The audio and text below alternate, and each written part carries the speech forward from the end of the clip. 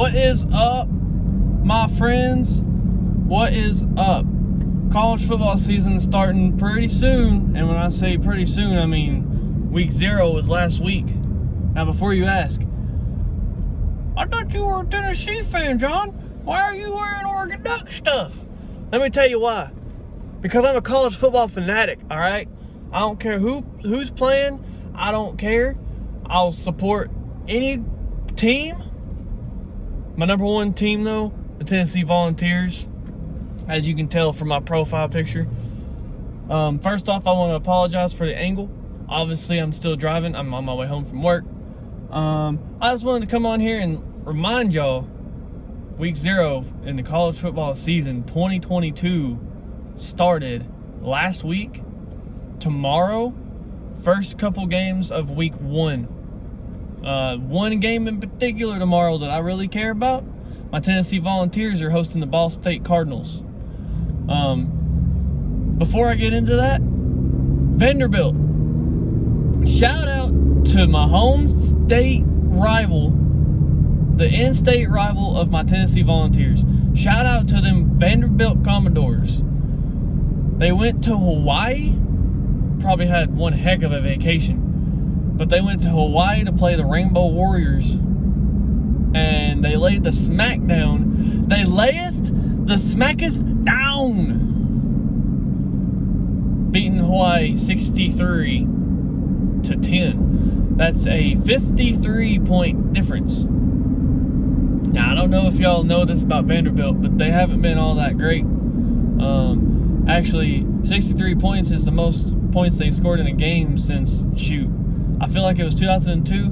I feel like. But they put on a whale of a show. They played one heck of a game. I didn't watch it, but I was going to, but it was just late. I was off doing some training. But, anyway. So, shout out to the Vanderbilt Commodores. Now, Tennessee and Ball State. Tennessee technically is ranked 26th.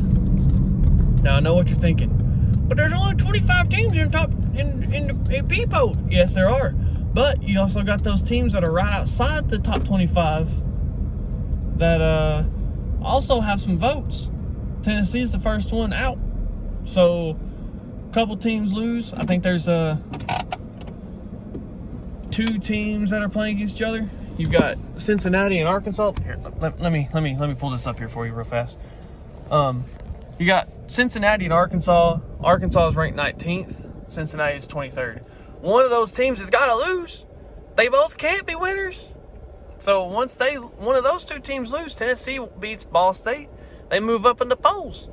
But now, Tennessee and Ball State. They are going to be in Knoxville. Neyland Stadium just got some new renovations. Lost a couple thousand seats. Fine, whatever. Tennessee is a 35-point favorite. Do I think they're going to cover that? The bias side of me says absolutely they are. I think they're going to go in there and they're just going to lay the smackdown to these Cardinals. They're going to win like 56-3 or shoot, I don't know. I think they're going to shut the scoreboard off. But the realist in me says, I think we can get close. Now, the thing about these games like this is first 3 quarters you can put up a bajillion points. Fourth quarter comes around, you put in your backups, and then you put in the cheerleaders. By then, your opponents have scored like 24 points. So if Tennessee puts in their 4th string and gives up some garbage touchdowns, I won't be mad at that. As long as it's not like garbage touchdowns that leads to a win for Ball State, because that would just be tragic. But the realist in me also says, a couple years ago we were huge favorites against BYU and Georgia State and lost to both of them back to back. So I don't know. The realist in me really wants to be real. really wants to say 35 points might be over or might be stretching it. But the bias in me says 35 points, easy. That's chump change.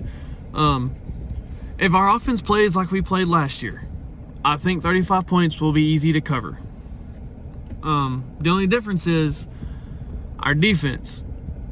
If we didn't figure that out from the Purdue bowl game to now, 35 points might be a stretch. Might be a stretch.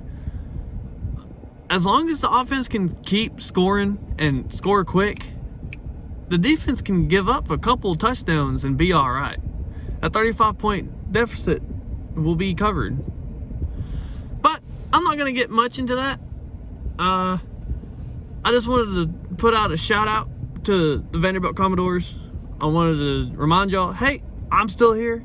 I haven't posted anything during the off season, but this is my first one of this season. Watch out. I might put up some prediction videos.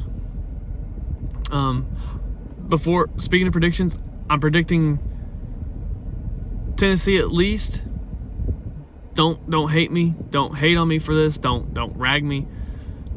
This season is a good year for Tennessee to beat Florida and the rest of the teams that they play, except for Alabama and Georgia. I don't think we'll beat them, but Florida, I think we can beat them. I think we're going to go 10-2, possibly 9-3 with a loss to LSU, just because LSU seems to be our Achilles heel. I think we can beat them because they're getting a new coach, and a coach can't just turn around and undefeated season right off the bat, especially if you're coming from a non-conference. Brian Kelly ain't ready for the SEC yet, but we'll see what happens there. But anyway, later on I'll post some prediction videos. I'll go through some games for this week, and I'll let y'all know about the SEC, where I think those teams are going to finish, and how I think those teams are going to finish, like record-wise.